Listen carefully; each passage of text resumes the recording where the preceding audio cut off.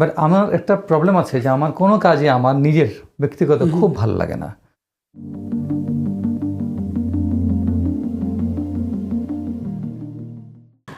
আসসালামু আলাইকুম শ্রোতা বন্ধুরা, আশা করি আপনারা সবাই ভালো আছেন, সুস্থ আছেন, চিৎচার সাথে আছেন। আমি চলে আসি হাফসা ইসলাম আপনাদের সাথে।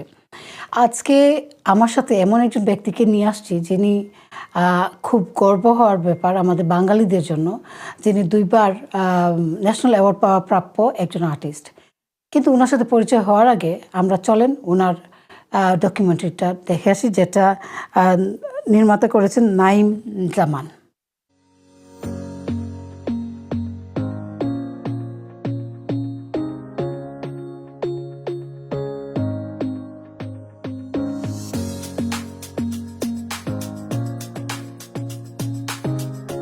আমার জন্ম সুনামগঞ্জ জেলায়, সুনামগঞ্জ হাওর অধ্যুষিত অঞ্চল।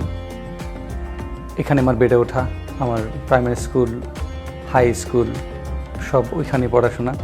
সুনামগঞ্জের হাওর, সুনামগঞ্জের ঢেউ, বৃষ্টি, মাঠ ঘাট, বিশাল প্রান্তর, এগুলো আমার এই শিল্পবোধ তৈরির পেছনে একটা বড় একটা ভূমিকা সবসময় রাখে, এখনও রাখে, তখনও রেখেছে।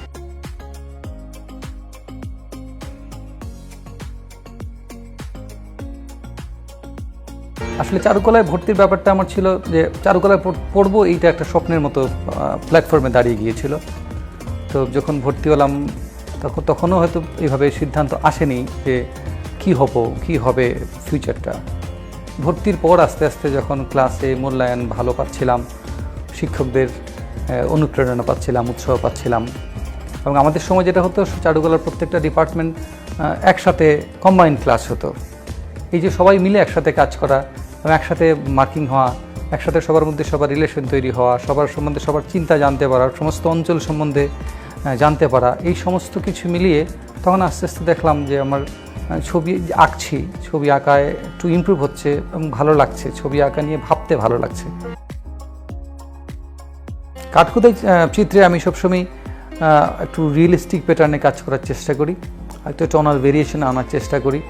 তো সেই ক্ষেত্রে আমি যখন কাজ শুরু করি হিউম্যান ফিগার এবং অন্যান্য সাবজেক্ট নিয়ে, তখন আমার সামনে রিয়েলিস্টিক প্যাটার্নের উটকাট দেখার সুযোগ খুব কম ছিল, রেফারেন্সেস খুব কম ছিল। এই লিমিটেশনটা মাথায় নিয়েই আমি কাজ শুরু করি এবং উৎসাহ হিসাবে শিল্পগুরু শফিউদ্দিন আহমেদের কাঠখোদাই চিত্র, শিল্পী রফিকুন নবীর কাঠখোদাই চিত্র এবং আমাদের খুব বিখ্যাত শিল্পী আনিসুজ্জামান আনিস স্যার, তার কাঠখোদাই চিত্র থেকে অনেক বেশি উৎসাহ উদ্দীপনা পেয়েছি। তার পরবর্তীতে আমার ক্লাসে যারা শিক্ষক ছিলেন সবার উৎসাহ পেয়েছি, আমার ডিপার্টমেন্টের স্যারদের, শিল্পী মাহমুদুল হক স্যার, শিল্পী আবুল পার কালবি, শিল্পী রুকেয়া সুলতানা, জয় শারিন হক, এদের প্রত্যেকের উৎসাহ এবং সহযোগিতা আমি পেয়েছি। বিশেষত যার কথা না বললেই নয়, আমার ক্লাস টিচার বিএফএ অনার্সে যিনি ছিলেন যেমন উজ্জ্বল স্যার। আমার একটা series work complexity of time and reality নামে, যেটি আমি শুরু করেছি 2010 সালে। এই কাজের মূল বিষয়বস্তু হচ্ছে স্বপ্ন, ড্রিম। স্বপ্নটা কিসের স্বপ্ন? হচ্ছে মুক্তির স্বপ্ন। আমার কাছে মনে হয় যে মানুষ আসলে তার জীবনে ঘটে যাওয়া নানান ঘটনার কারণে সে মুক্তির চিন্তায় একটা ফর্ম থেকে আরেকটা ফর্মের মধ্যে ঢুকে যায়।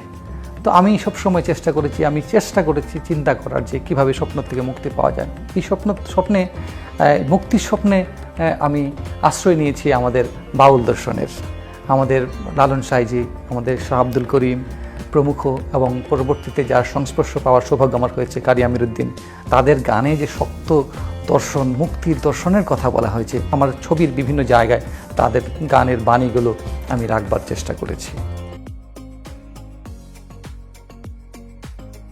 কাজের ক্ষেত্রে আমার সবসময় লক্ষ্য যেটা থাকে যে আমার নিজেকে অতিক্রম করা।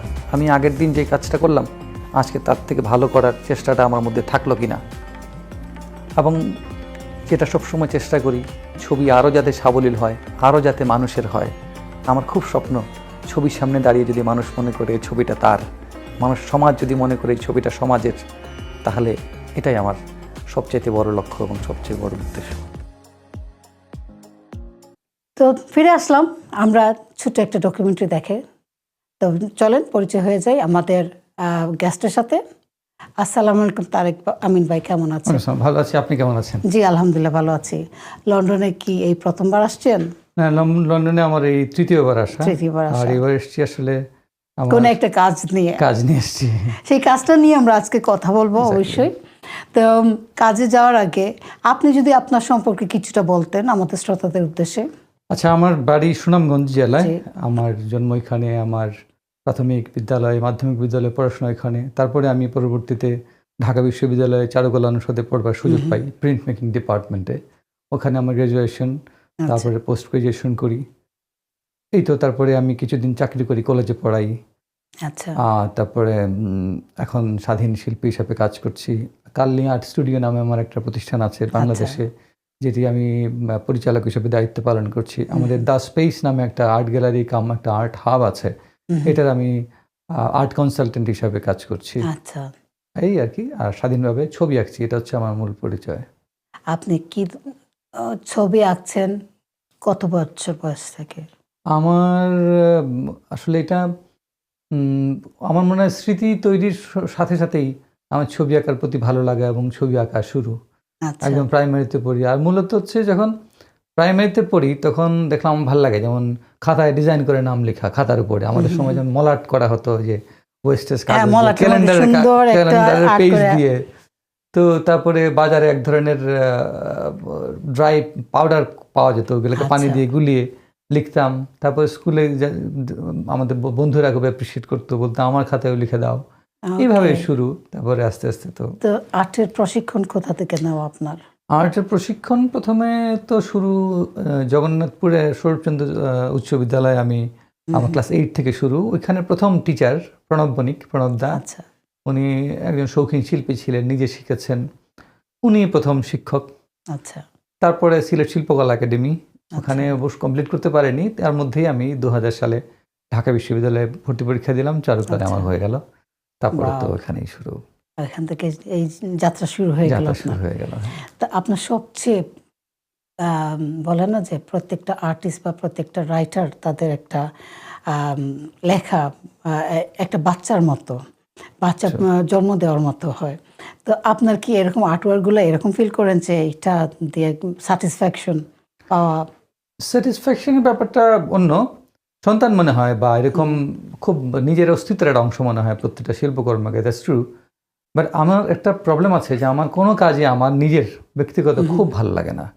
কিন্তু আমার যেটা ভালো লাগে, এই যে কাজের সঙ্গে ইনভলভমেন্ট, আমি যে কাজটার সঙ্গে থাকলাম, কাজের প্রতি আমার প্রচুর টান। আমার আসলে আমি যখন ছবি আঁকি তখন মনে হয় যে এই কাজটার জন্য এই পৃথিবীতে আমার আসা।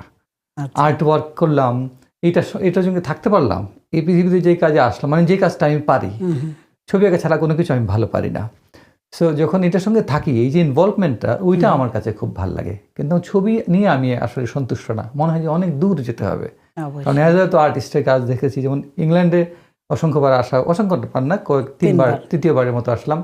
এসে অসংখ্য ছবি দেখেছি এবং ওয়ার্ল্ডের যারা গ্রেট মাস্টার, ওল্ড মাস্টার, ইংল্যান্ডের বিখ্যাত আর্টিস্ট টার্নার আমার খুব প্রিয়, কনস্টেবল আমার প্রিয়, তাছাড়া ভ্যান গগ, তারপরে সমস্ত আর্টিস্টদের কাজ তো এখানে দেখা যাচ্ছে। ওয়ার্ল্ডের এত বড় বড় মিউজিয়াম, আর্ট গ্যালারিতে আছে। এগুলো দেখে না নিজেকে একটা শূন্য মনে হয় যে কত দূর যেতে হবে। স্যাটিসফ্যাকশনের জায়গা আসলে ওইভাবে কাজ নিয়ে এখনো তৈরি হয়নি, কিন্তু ওই যে কাজের সঙ্গে ইনভলভমেন্টটা, কাজে আমার এক ধরনের সমর্পণ আছে, আমি বুঝি, এটা আমার ভালো লাগে। আসলে যে কোনো আর্টিস্ট বলেন বা রাইটার বা যেই বলেন, যারা ক্রিয়েটিভ আর্ট নিয়ে কাজ করেন, তাদের কিন্তু এই স্যাটিসফ্যাকশনটা আসলে কখনো হয় না। একজন রাইটারও যদি জিজ্ঞেস করেন, বলে যে না, আমি লেখা দিয়ে আমি সন্তুষ্ট না, আমার আরও ভালো কাজ করতে হবে। কারণ আমরা আমাদেরকে কম্পেয়ার করি অন্যান্য কাজের সাথে, অন্যান্যদের কাজের সাথে। তো যার কারণে আমরা মনে করি যে আমরা আসলে ওই এত দূর যেতে পারি নাই। স্বাভাবিক। আপনি কোন ধরনের আর্টওয়ার্ক সবচেয়ে বেশি স্বাচ্ছন্দ্য বোধ করেন?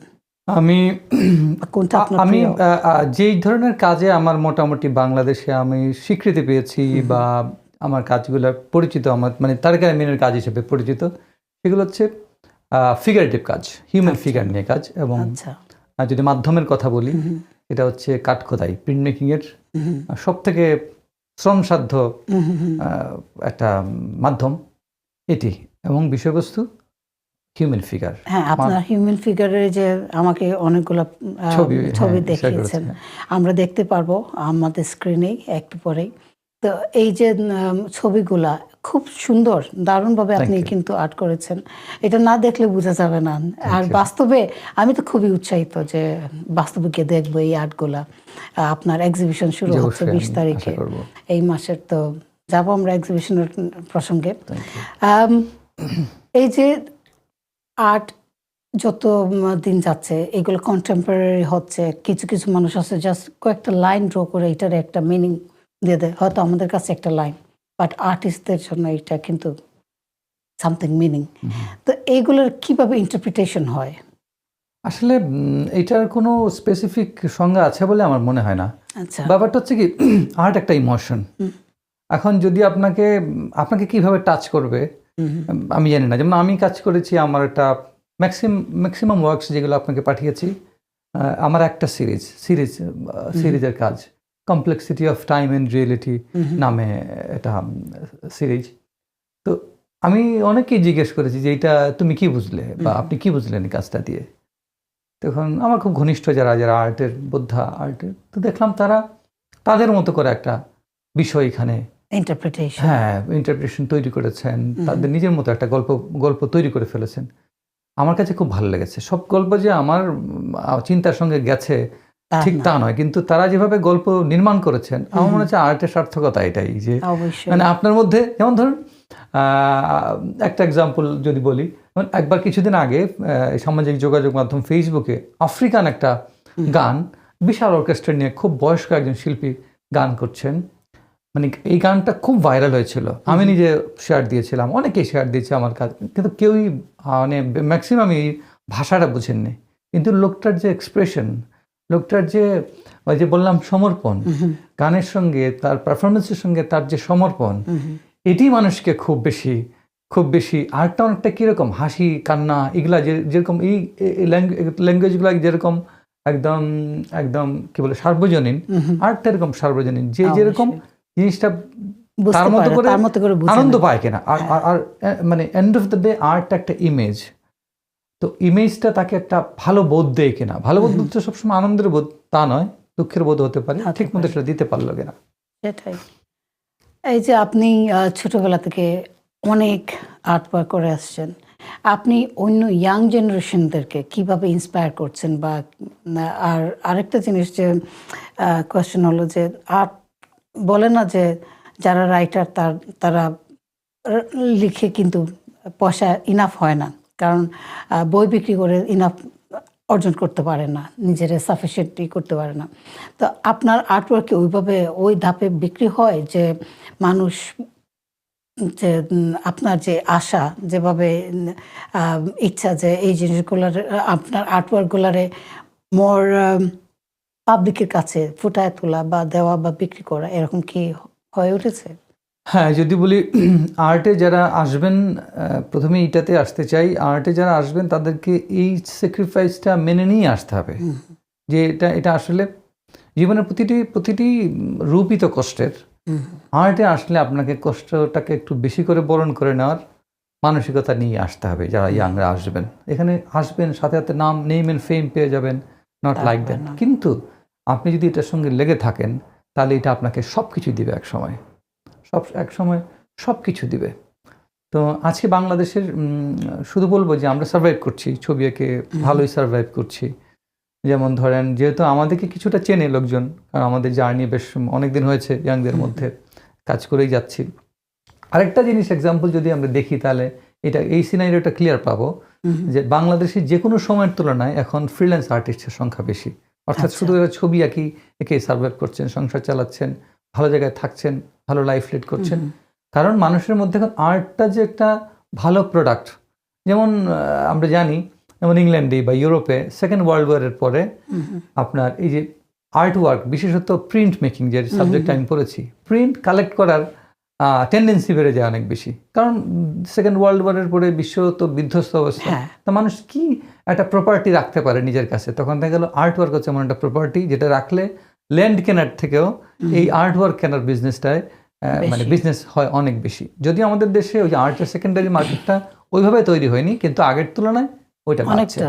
সো অন্যান্য সময়ের তুলনায় এখন আর্টিস্টদের সার্ভাইভ করার জায়গাটা আগের থেকে স্মুথ। না, আমি বেশ অনেক বছর আগে বাংলাদেশে গিয়েছিলাম, তো তখন দেখলাম যে তারা হাজব্যান্ড অ্যান্ড ওয়াইফ দুজনই আর্টিস্ট। আচ্ছা তারা ওই যে বিভিন্ন এলাকায় যে বাস করছেন করে না, আচ্ছা, sculpture। টাইলস দিয়ে স্কাল্পচার আচ্ছা, বা আচ্ছা, এগুলো করছেন। আমার কাছে খুবই ভালো লাগলো যে একটা কোন রাস্তার একটা প্রজেক্ট ওনারা নিয়েছেন আচ্ছা। ঢাকার, তো ওই কাজগুলো করছেন। এত ভালো লাগছে যে ছোট ছোট টাইলস দিয়ে ওই যে মুরাল পেইন্টিং আর কি। হ্যাঁ ওইগুলো করছিলেন। তো এই যে কাজ অ্যাভেলেবল আছে, কেউ যদি চায়, জি জি জি, হ্যাঁ। তাই না? তো কাজ করতে পারে যদি ইচ্ছুক থাকে যে আমি কাজ করব, আমি এই জিনিসটা বানাবো। তো এই সমস্ত কাজ আপনি কি বলবেন যে মানুষকে উৎসাহিত করবেন যে যাওয়ার জন্য, বা ইয়াং জেনারেশন যদি অবশ্যই। Again coming too young generation, কারণ বয়স্করা তো অলরেডি বুঝে শুনে এখনো না, বয়স্করা করতে পারেন। যেমন ধরেন ভ্যান গগ পৃথিবীর ইতিহাসে একজন উজ্জ্বল শিল্পী, যদিও তাকে বলা হয় চিরদুঃখী শিল্পী, কারণ তার জীবনে শিল্প নিয়ে সাফল্য দেখার আগেই তিনি আত্মহননের পথ বেছে নিয়েছিলেন, তিনি মৃত্যুবরণ করেছিলেন। তার আর্টওয়ার্ক পৃথিবীতে এখন যদি আমরা দেখি এক একটা আর্টওয়ার্কের দাম, এক একটা হয়তো গরিব রাষ্ট্রের বাজেটের থেকে তার একটা আর্টওয়ার্কের দাম বেশি হবে। অবশ্যই। তো ভ্যান গগ তার আর্ট যাত্রা কিন্তু আর্ট নিয়ে পড়েননি। তিনি 27 বছর বয়সে তিনি ছবি আঁকা শুরু করেছেন, মাত্র 10 বছর ছবি এঁকেছেন। অনেকে আছে 20 বছর ছবি আঁকতেছে, তার ছবি হচ্ছে না, কিন্তু বয়স্করাও আসতে পারেন। ব্যাপারটা হচ্ছে এখানে আপনার ইনার কানেকশনটা আছে কিনা, যদি থাকে। পিপল কি খুঁজে আর্টওয়ার্কে, যারা পিপল আর্টওয়ার্কে আসলে তার নিজেকে খুঁজে। আচ্ছা, আমি ওই প্রশ্নের উত্তরটা আসতে চাই যে আমি মানে লাইফের রিয়েলিটি চিন্তা করে মানুষকে এইখানে আসতে উৎসাহিত করবো কিনা, আমি বলবো অবশ্যই করব। আমরা যদি পৃথিবীর উন্নত রাষ্ট্রগুলোর উদাহরণ দেখি, তাহলে দেখবো যে আর্ট কালচারকে এত বেশি গুরুত্ব দেওয়া হয়। কারণ মানে মানুষের জীবনকে মানুষের জীবনকে মানে কি বলে জন্তুর পর্যায় থেকে মানবিকতায় পৌঁছে দিয়ে হচ্ছে শিল্প। সুতরাং শিল্পের দিকে একটা জাতি যত ধাবিত হবে, ওই জাতি ততটা সুন্দর হবে, উন্নত হবে। এবং যদি মানে উপার্জনের কথা চিন্তা করি, আমি বলবো যে আর্টে অনেক বেশি ডাইমেনশন আছে, অনেক বেশি ভার্সেটাইল রাস্তা আছে ইনকাম করার, কত কিছু করার আছে। আর একটা মানুষকে দিয়ে চিন্তা করি, আমরা যা পড়ি প্রত্যেকটা জিনিস ডিজাইন করেছে একজন আর্টিস্ট। অবশ্যই। চশমা থেকে শুরু করে যা যা আমরা ব্যবহার করেছি, পড়ছি, যে সোফায় বসে আছি, এভরিথিং একজন আর্টিস্টের ডিজাইন করা। এক একজনের এক এক ডেজিগনেশন রোল আছে, এইগুলোর মধ্যে প্লে করেছে। জি, সো এই জায়গাটা অনেক সম্ভাবনাময়। আপনি অ্যাওয়ার্ড উইন করেছেন, আপনার অ্যাওয়ার্ডগুলো বলেছিলেন, অনেকগুলো অ্যাওয়ার্ড, আমার নাম কিন্তু মনে নেই, তো আপনি যদি বলেন কি কি অ্যাওয়ার্ড পেয়েছেন। আচ্ছা, আমি আমার বড় অ্যাওয়ার্ডের মধ্যে আমার যেমন বাংলাদেশে যে ন্যাশনাল আর্ট এক্সিবিশন বা কম্পিটিশন হয়, এটা আমি 2বার আমি ন্যাশনাল অ্যাওয়ার্ড পেয়েছি। 21তম জাতীয় চারুকলা প্রদর্শনীতে আমি পুরস্কৃত হয়েছি, এটা ছিল অনারেবল মেনশন। আর 22তম যেটা 2017 সালে হয়েছিল, মানে প্রত্যেক 2 বছর পর পর এগুলো হয়, ওটাতে আমি পেয়েছি এবি ব্যাংক পুরস্কার, এটা 22তম জাতীয় চারুকলা প্রদর্শনীতে। তারপর ইয়াং আর্ট এক্সিবিশন, যেটা বয়স 35-এর মধ্যে তাদের জাতীয় পুরস্কার, এটা পেয়েছি আমি। বার্জার ইয়াং আর্ট এক্সিবিশন, ওখানে আমি 3rd অ্যাওয়ার্ড পেয়েছিলাম। বাংলাদেশের প্রথম যে শিল্পগুরু শফিউদ্দিন আহমেদ, যিনি আমাদের বাংলাদেশের প্রিন্ট মেকিং ডিপার্টমেন্টের জনক, খুব ওয়ার্ল্ডে খুব নাম করা প্রিন্ট মেকার শফিউদ্দিন আহমেদ, বাংলাদেশে তাকে বলা হয় শিল্পগুরু শফিউদ্দিন আহমেদ। তার নামে যে পদক প্রথম আমি পেয়েছিলাম।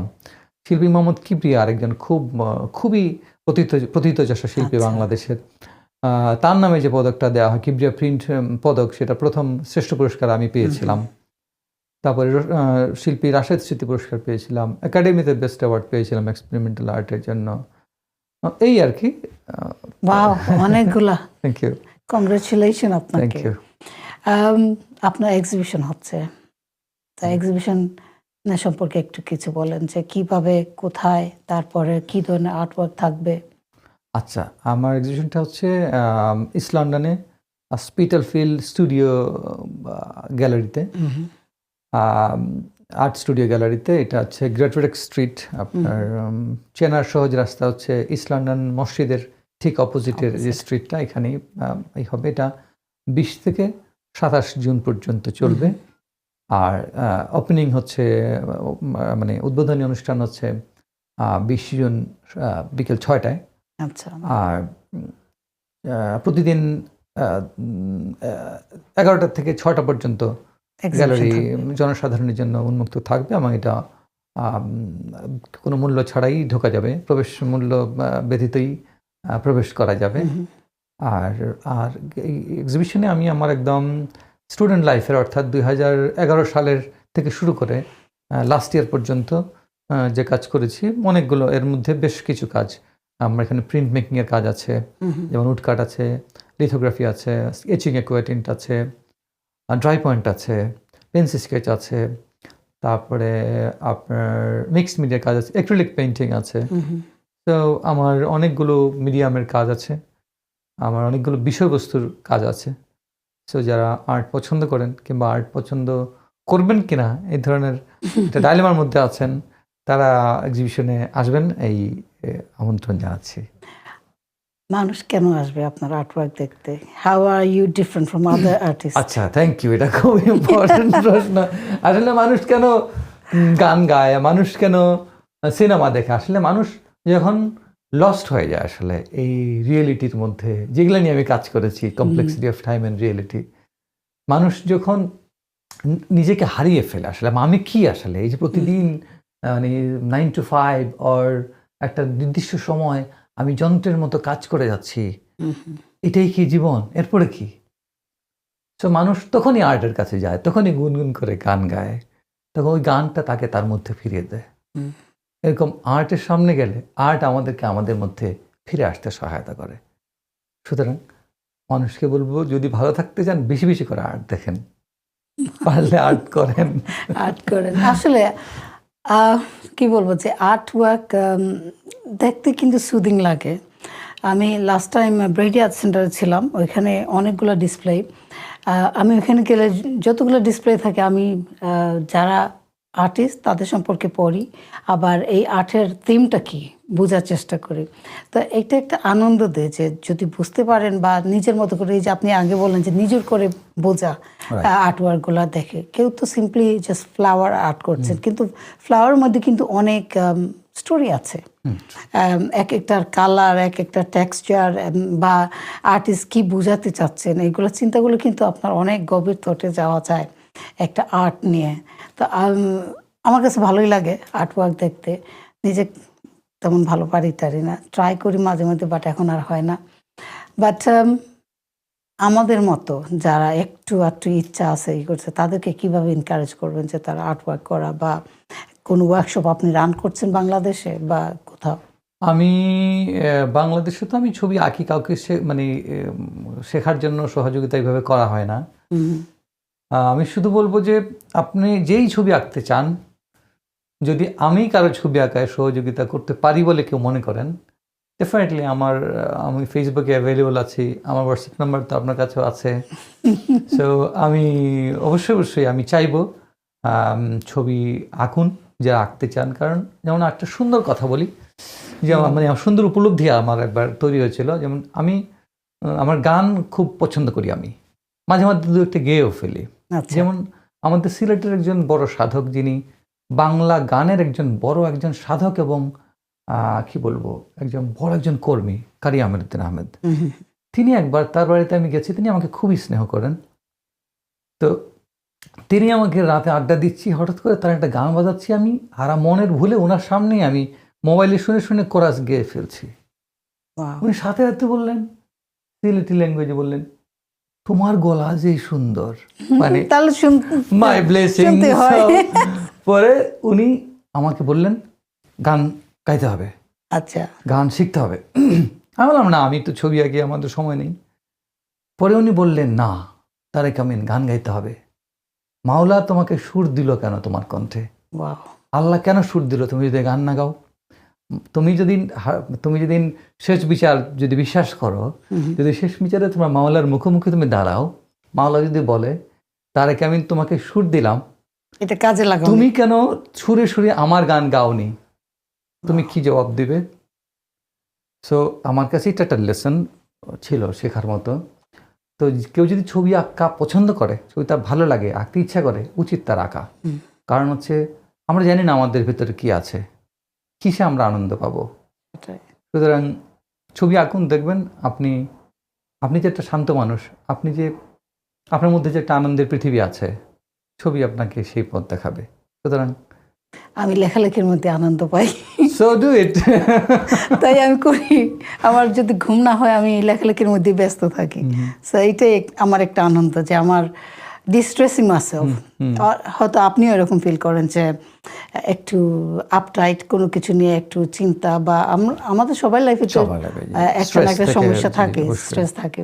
তো ডিস্ট্রেস করার জন্য কিছু কিছু পদ্ধতি আছে, আমরা আর্টিস্ট বা যারা রাইটার তারা কিন্তু করে থাকি। যেমন আমি জানি না আপনি যখন ডিস্ট্রেস ফিল করেন তখন কি ডিস্ট্রেস করেন গিয়ে এই আর্ট ওয়ার্ক? অফকোর্স, আমি তো কি বললাম আপনাকে যে আমি একটা জব করতাম, আমি রাইফেলস পাবলিক কলেজ ঢাকাতে, যেটা পরবর্তীতে নামকরণ হয়েছে বীরশ্রেষ্ঠ Munshi Abdur Rouf public college, BGB হেডকোয়ার্টারে লেকচারার হিসেবে ছিলাম। আমি 3 বছর কাজ করেছি।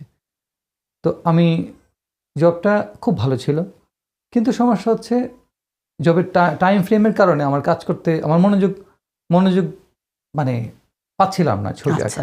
পরে 3 বছর পরে আমি বাধ্য হয়ে বললাম যে আমি যেহেতু ছবি আঁকতেই চাই, ছবি আঁকাটাই আমার ফার্স্ট প্রায়োরিটি, আমার ভেতর থেকে কষ্ট হচ্ছে ছবি আঁকার জন্য।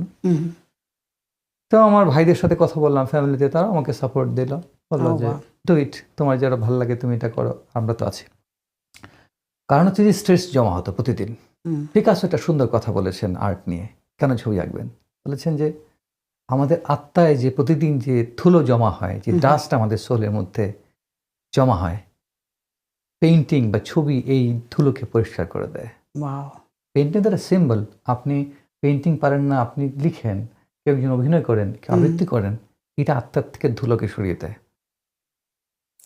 And it's a good way of mental হেলথের জন্য। অফকোর্স, এটা জানেন তো যে পৃথিবীতে এটা খুব ভালো ট্রিটমেন্ট, দুটা ট্রিটমেন্ট থেরাপি, যে যখন কোমায় চলে যায় কোনো পেশেন্ট, ব্রেন স্ট্রোক করে, মানে ব্রেন হ্যামারেজ হয়ে, তখন তাকে সারানোর জন্য 2টা ট্রিটমেন্ট খুবই জনপ্রিয়, মানে এটা খুব এক্সপেন্সিভ এবং খুব এক্সপেরিমেন্টাল, যে পেইন্টিং থেরাপি আর মিউজিক থেরাপি।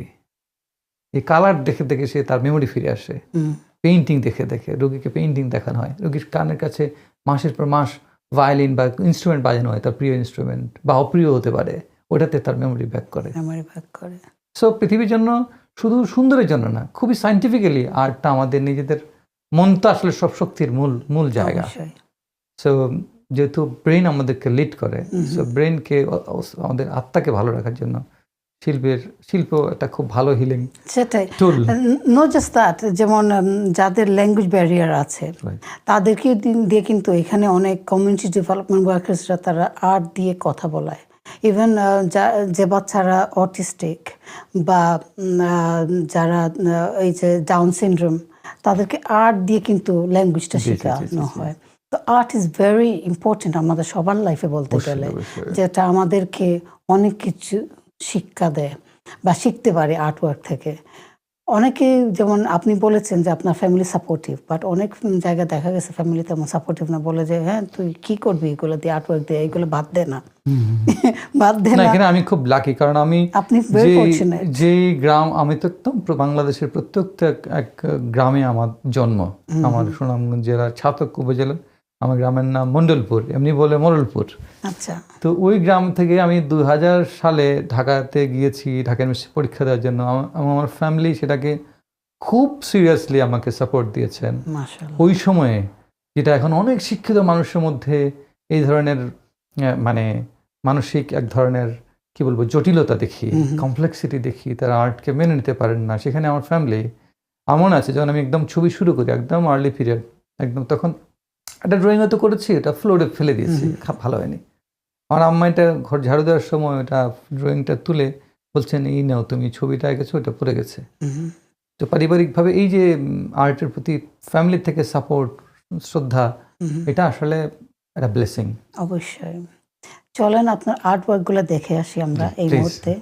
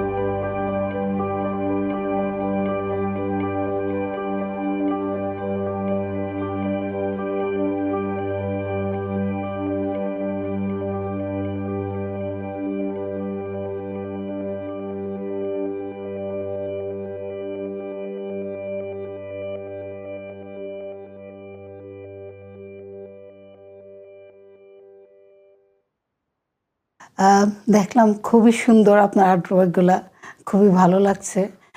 আশা করি আমাদের শ্রোতারাও দেখেছেন, হয়তো ওনারা আপনার আর্ট এক্সিবিশনে আসবেন, পার্টিসিপেট করবেন। আর্টওয়ার্ক এগুলো তো কেউ যদি কিনতে চায় তাহলে বিক্রি হচ্ছে, জি, মানে সংগ্রহ করা যাবে। সংগ্রহ করা যাবে। প্রাইস কিরকম পড়তে পারে এক একটা আর্টের? ওটা আমার মনে হয় এইটা সারপ্রাইজ থাকুক, আসলে Surprise থাকুক। সবাই ঠিক গ্যালারিতে। আছে, ঠিক আছে। আপনাকে আমার সাথে পরিচয় করে যিনি দিয়েছেন উনিও একজন আর্টিস্ট। হ্যাঁ, এবং উনি এখানে, জি, বলুন। উনি এখানে অনেক বছর ধরে ভালোই আর্টওয়ার্ক করেন। তো ওনার আর্টওয়ার্কও আমি দেখেছি, জি, জি। ভালোই লাগে। তো এই যে আর্টিস্টদেরকে সাপোর্ট করা, আমার কাছে ভালো লাগছে যে উনি আমাকে ফোন করে বলতেছে যে তুমি এই কাজটা করে দিতেই হবে, এই করতে হবে, তুমি আসতেই হবে। তো এই যে ভালো লাগছে যে একটা আর্টিস্ট, সাধারণত কিন্তু আমরা একজন একজনকে সহযোগিতা করতে চাই না, প্রমোট করতে চাই না। যারা সেম ফিল্ডে আছে মনে হয় আমার ভাত বুতে মরে গেল। বাট উনি যে আপনার নিয়ে বসার জন্য, এই যে আর্টওয়ার্কের ব্যাপারে কথা বলার জন্য উনি বলছিলেন যে ওনাকে আর্টওয়ার্কের পরে নিয়ে আসবা না আগে আনলে বেটার হয়, কারণ তাহলে উনি কথা বলতে পারেন ওনার আর্টওয়ার্ক নিয়ে, ওনার প্রমোশন নিয়ে।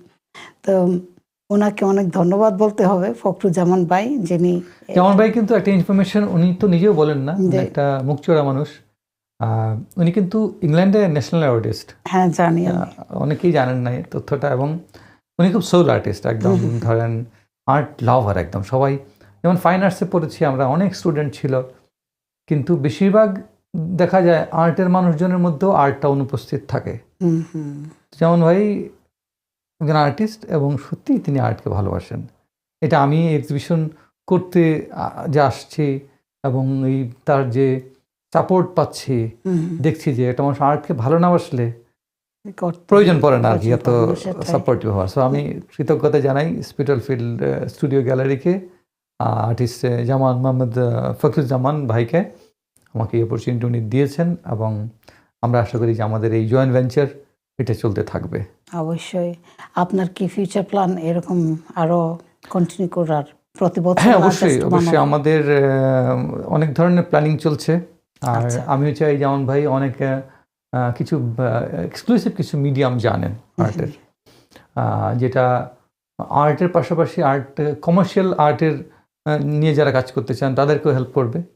সো আমার ইচ্ছা আছে ওগুলো আমাদের ওইখানে বাংলাদেশে, যেহেতু আমি একটা স্টুডিওর সঙ্গে আছি, আমার আছে নিজের একটা স্টুডিও, আমার একটা আর্ট হাব আছে। সো আমার এখানে যদি এই কাজগুলোর সাথে ইন্ট্রোডিউস করে দিতে পারি ওইখানকার যারা এগুলো করতে ইন্টারেস্টেড, এই ধরনের প্ল্যানিং আছে। তো আপনি আর জামান ভাই দুজন মিলে কোলাবোরেশন করার ইচ্ছা আছে আমাদের। That's really good. It's good to see two artists working together. Commercial art এটা মানে কি?